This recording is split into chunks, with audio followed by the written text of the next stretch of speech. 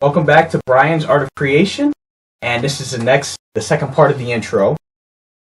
And today what we're going to talk about is creativity and fun for the sake of having fun and really enjoying it, without the pressure of saying, this has to be amazing. I want you guys to learn how to enjoy the process without putting too much pressure on the outcome, and the outcome has to be, it has to be this big, amazing piece. Why not draw something because you feel like drawing and you're not worried about whether this is going to be in a museum? So, what I like to do, and one of the best things to do, and not only to help me learn and expand, but just because it's enjoyable and I have fun doing it, is I do a lot of sketches, and I do a lot of sketches in clay. So, whether you want to do sketches with pencil, pen, ink, or if you want to do coloring in a coloring book, or anything along the lines of that, what I want to share with you guys today is some of these. How many of you guys have had these or seen them? Just little fun sketchbooks filled with little doodles, little characters, gesture drawings. When I was younger, I drew a lot more than I do now, but we have random drawings and sketches, whether that's sketchbooks, regular sketchbooks, or homemade sketchbooks with pictures, notes, pen and ink, some marker studies, random creatures, ideas on brown craft paper.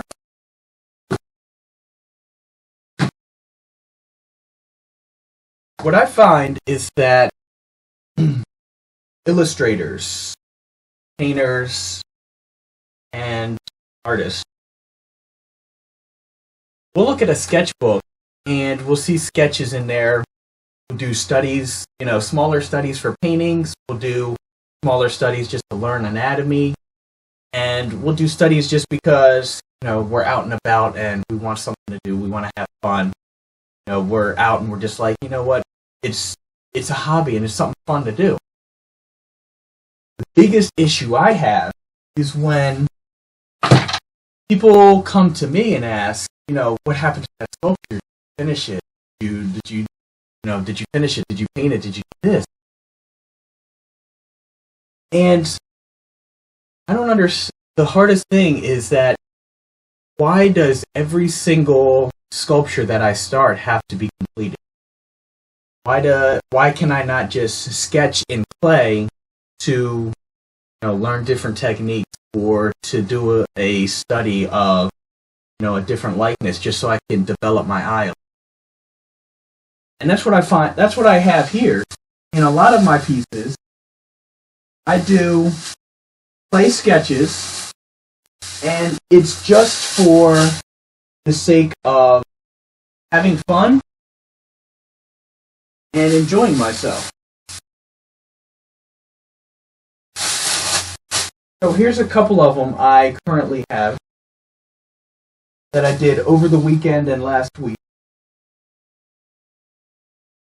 But these are pieces that I started, and I just like to, sometimes I'll be working, this one I did off of a child, just to kind of get the feeling of the picture and working on the proportions of a child. And this one was just doing a demonstration over the weekend at an event, and just letting the clay show me the way.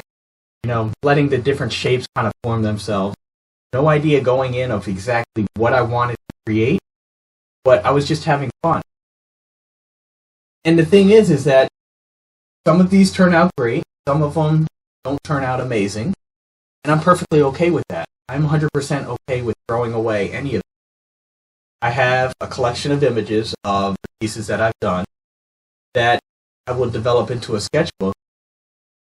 However, I do not need to spend countless hours detailing and finalizing and finishing every single piece. And I think one of the things that idea and that mindset for me has done for me is that when I go into a sculpture, I don't have the pressure on my head, in my mind of, I have to make this perfect.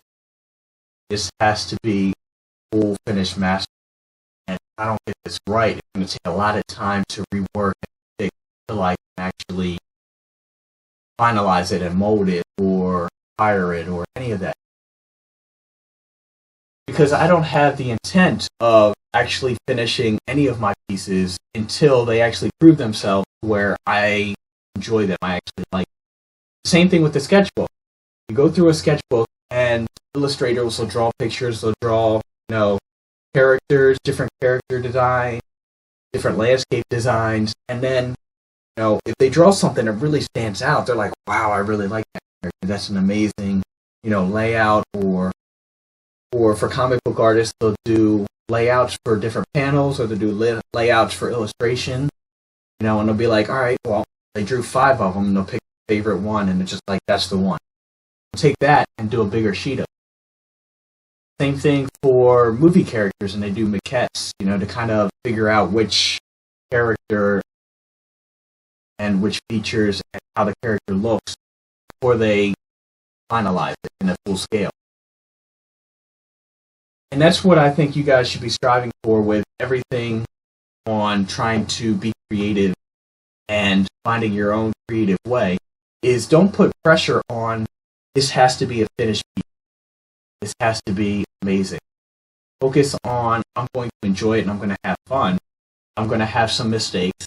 I'm going to have some pieces that I don't really enjoy. However, I learned something.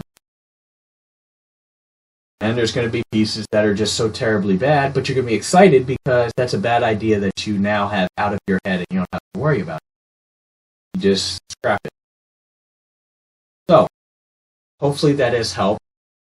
And I hope that you guys are enjoying this little bit, and I'm going to keep continuing on. I have a couple more intro videos just to kind of get a little bit more in the rhythm and exactly how things are going to work, along with my process, my setup, and how I start my sculptures, and the tools involved, and all of that good fun stuff. So hopefully you guys have enjoyed this. Let me know what you think, and I will talk to you guys very soon.